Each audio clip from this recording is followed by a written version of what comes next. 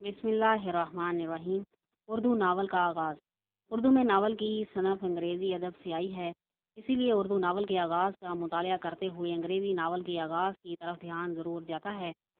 इन दोनों ज़ुबानों में नावल के आगाज़ के दरमियान 129 बरस का फासला हायल है।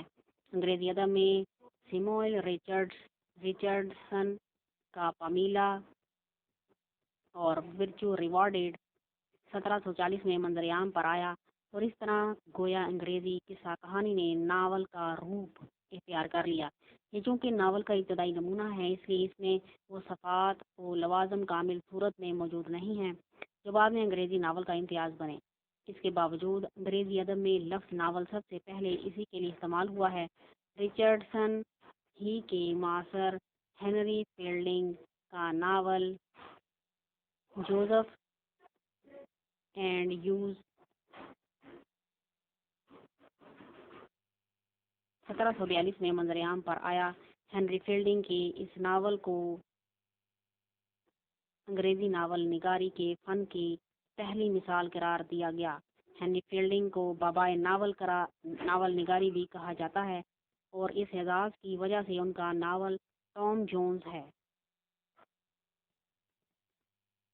इस नावल को अंग्रेज़ी नावल निगारी का पहला अजीम और मुकम्मल नमूना करार दिया जाता है। मौजूदा नावल निगारी का कोई शोबा ऐसा नहीं जिसकी बुनियाद इस नावल से ना पड़ती हो। ये तो अंग्रेज़ी नावल के आगाज़ का किस्सा हुआ। अब उर्दू नावल के आगाज़ की तरफ आते हैं। यहाँ भी बात किस्सा कहानी से नावल तक के सफ़र की है और इस सफ़र की पहली मजबूत तरीन कड़ी डिप्टी नज़ीर अहमद का नावल मरातुल उरूस 1869 है।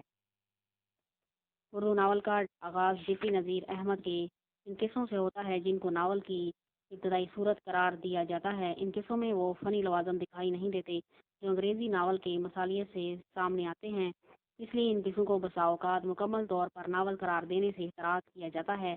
लेकिन चूँकि किसी भी सनफ़ अदब का पहला नमूना इसकी कामिल तरीन तस्वीर नहीं होता, इसलिए उर्दू में नावल निगारी की पहली मंजिल डिप्टी नज़ीर अहमद के किस्से ही बनते हैं। आगे बढ़ने से पहले इन किस्सों की तफसील देखते हैं।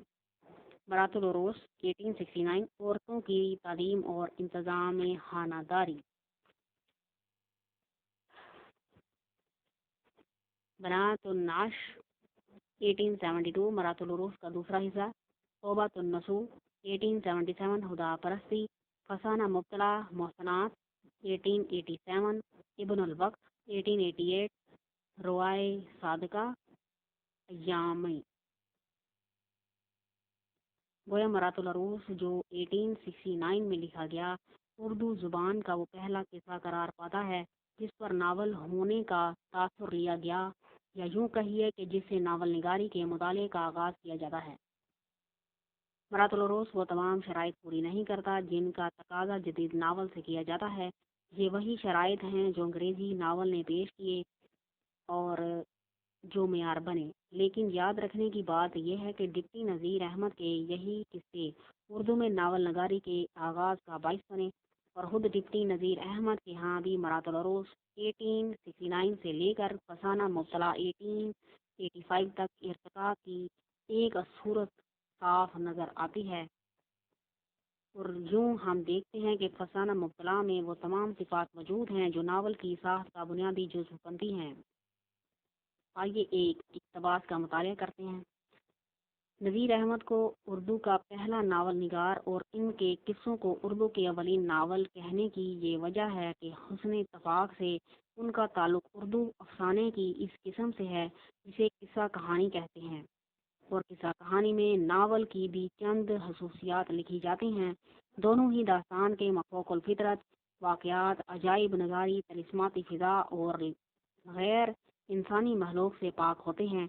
इनमें इसी दुनिया की नक्शा कशी होती है और हम अपने गिरदोपेश देखते हैं और ऐसी ही महलूक सांस लेती है जैसी इस दुनिया में आबाद है। इसके अलावा किस्सा कहानी में इत्तफ़ाक़ात की भी इस कदर कसरत नहीं होती जितनी दास्तानों में नज़र आती है। चुनांचे इस बाब में भी किस्से कहानी नावल से करीब नज़र आते हैं।